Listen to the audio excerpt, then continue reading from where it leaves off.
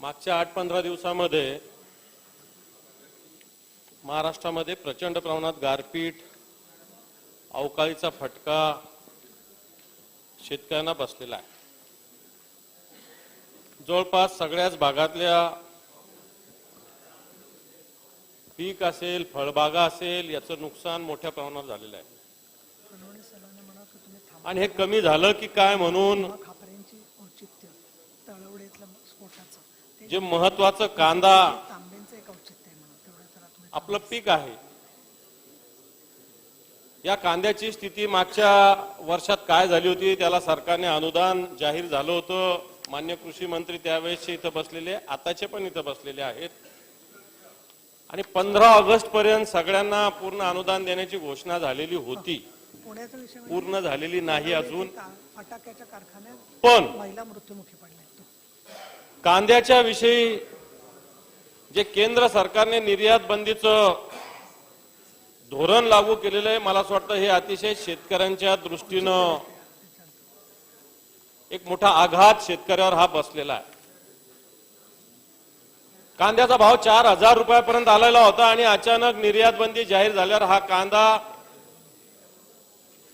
कृषी उत्पन्न बाजार समित्यामध्ये 1200 रुपयापासून तर 1500 रुपयापर्यंत याचे भाव खाली आलेले आहेत।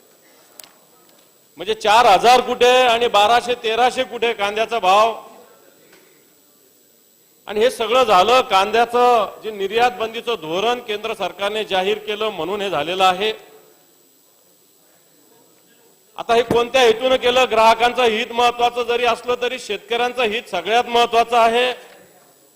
कारण शेतकऱ्यांना याच्यावर उत्पादन खर्च किती लागतो, नंतर उत्पादन येतं आणि त्याच्यानंतर त्या कांद्याला भाव ज्या पद्धतीनं असायला पाहिजे 4000 रुपयापर्यंतचा भाव हा 1500 रुपयापर्यंत झालेला आहे।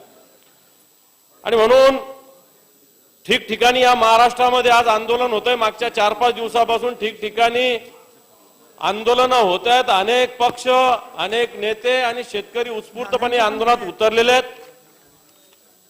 खरं तर याचं 289 आपण परवानगी द्यायला पाहिजे होती सभापती महोदय, कारण या महाराष्ट्रातील शेतकऱ्यांच्या दृष्टीनं अतिशय महत्वाचा विषय आहे। मी आपल्या माध्यमातून सरकारला ही विनंती करेल की आपण केंद्र सरकारकडे कांद्याच्या निर्यात बंदी संदर्भात या महाराष्ट्रातल्या शेतकऱ्यांची भूमिका मांडणार आहात का, किंवा मांडली पाहिजे। आणि मांडत असताना जर मांडणार नसाल तर जे शेतकऱ्याचं पर क्विंटल जवळपास 2500 रुपयाचं नुकसान होतं, हे सरकार स्वतः स्वीकारणार का, किंवा हे स्वीकारलं पाहिजे। शेतकऱ्याला एक आधाराची गरज कांद्याच्या प्रकरणात अत्यंत आवश्यक आहे। पण मी स्वतः पियुष गोयलजी यांच्याशी या संदर्भात चर्चा केली आहे।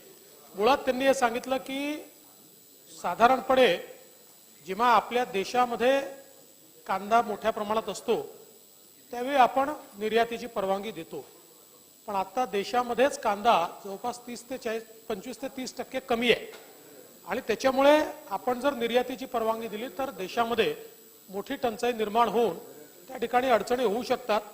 तथापि आम्ही त्यांना विनंती केली की कुठल्याही परिस्थितीत शेतकऱ्यांचं नुकसान होऊ नये। आज खरं म्हणजे जुना कांदा तर व्यापाऱ्याकडे गेला, आता नवीन कांदाच येतोय, जुना कांदा काही शेतकऱ्याकडे नाहीये।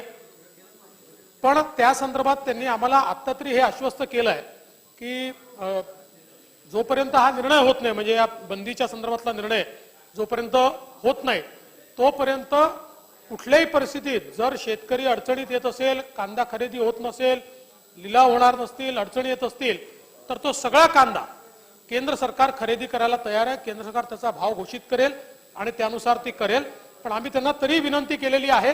आमची एक बैठक देखील आमचे कृषी मंत्री आणि पणन मंत्री हे त्या ठिकाणी त्यांना पुन्हा भेटणार आहेत आणि यातनं मार्ग काढण्याचा प्रयत्न आमचा चाललेला आहे।